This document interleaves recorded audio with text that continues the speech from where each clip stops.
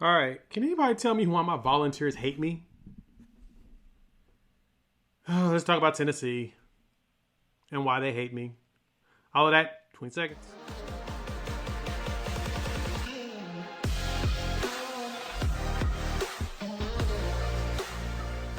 What's good, everybody? It's your boy Jay here with Unfair Sports, where we take a pensive approach to the sports conversation.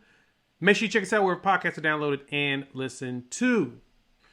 All right, so let me talk about my fandom. Me being a fan of Tennessee. So last episode, or actually earlier this week, when I was on and Jimmy was out, kind of talked about where the origin of my fanship came from with the Tampa Bay Buccaneers. So I've been a Bucs fan, since I was a kid, and all the explanations is in that podcast. You can watch that, and that'll tell you everything you need to know. Well, Tennessee kind of came about the exact same way. So over 20 years ago is when I decided to dive into really picking every team that wears orange that I like. Certain type of orange is usually what got my attention, and Tennessee and Tampa Bay have similar pastel oranges, right? So that kind of was where I dove in. And for some reason, I had the tendency at the time, and I'm stuck to it, oddly enough, to really support teams that are, for lack of better terms, dysfunctional.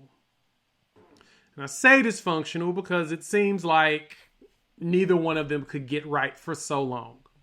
Now Tampa Bay is starting to look really good as we are headed to the NFC Championship game to play against the Packers this weekend. And my Tennessee Volunteers have decided to be under not only internal but external investigations for supposedly giving money to recruits in McDonald's bags. If you check out yesterday's Sports News Today, I talk about that, and I kind of show the video of Dan Patrick talking about it. And I'm floored by the thought that we actually thought that was a good idea and got caught. Now, I'm questioning if it actually happened. I don't believe that we were that inept to actually give McDonald's bags full of money to people and get caught doing that. I feel like they should have been at least a little bit more slick than that. But you don't know. If the only thing I know is that we were able to fire Jeremy Pruitt because of it and not pay a buyout. I think that he is probably the first coach to not get fired from a Power 5 school with cause in some years. Like did some searching and I'm racking my brain to think of who got fired from their job with Hugh Freeze, in which we probably are going to try to hire him. But anyway, so Tennessee has fired Jeremy Pruitt early this week, and now we are looking at making some moves. So one move we've done is Kevin Steele, who was defensive coordinator at Auburn, who lost his job when Gus Malzahn was let go, and he's paying, of course, his buyout. He wasn't retained, and we picked him up as a defensive assistant. Now, Kevin Steele was considered in the running for the job back when Tennessee needed a head coach. That 3 years ago when Jeremy Pruitt got the job, and now he is back. He played at Tennessee. I think he transferred in. He was a coach at Tennessee in the back underneath Johnny Majors. So he has experience with Rocky Top. And so now he's back, and he's now the interim coach. He's looking at filling the roster, the roster and recruiting, of course, because damn near half the team is transferring. But he's also filling up the coaching staff as we're trying to figure that stuff out. T. Martin's contract is up in a few days. Yeah, it's just big cluster of everything brutal right now.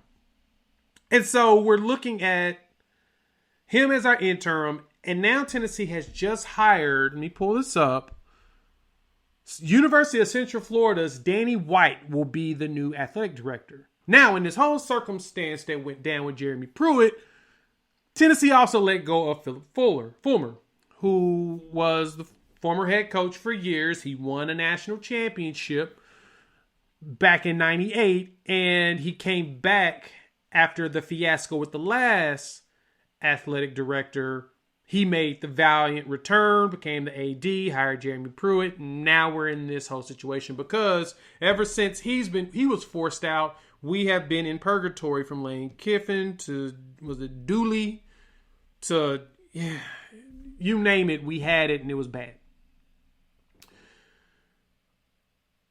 So now we've got in Danny White to run the AD as Fulmer's going to retire, step down, or whatever you want to call it. And I don't know how I feel about it. Now, Danny White has a pretty solid resume when I look at what he has.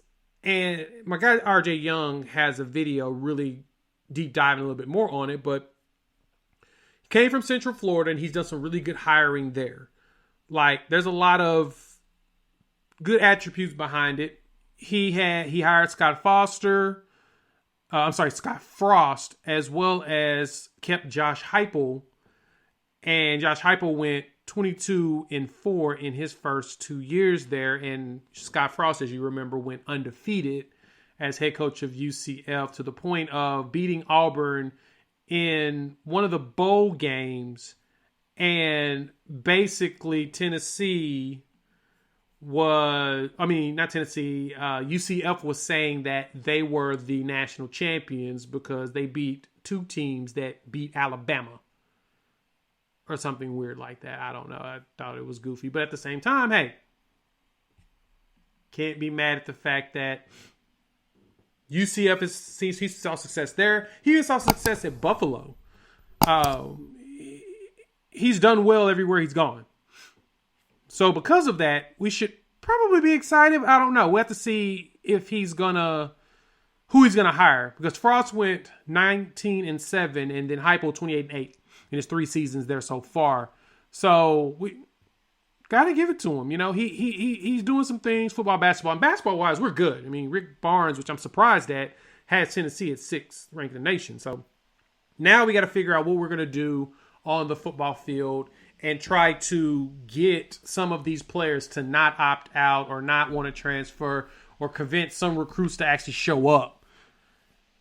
Because the game's so much better when Tennessee is good. And that's just me being a fan saying that.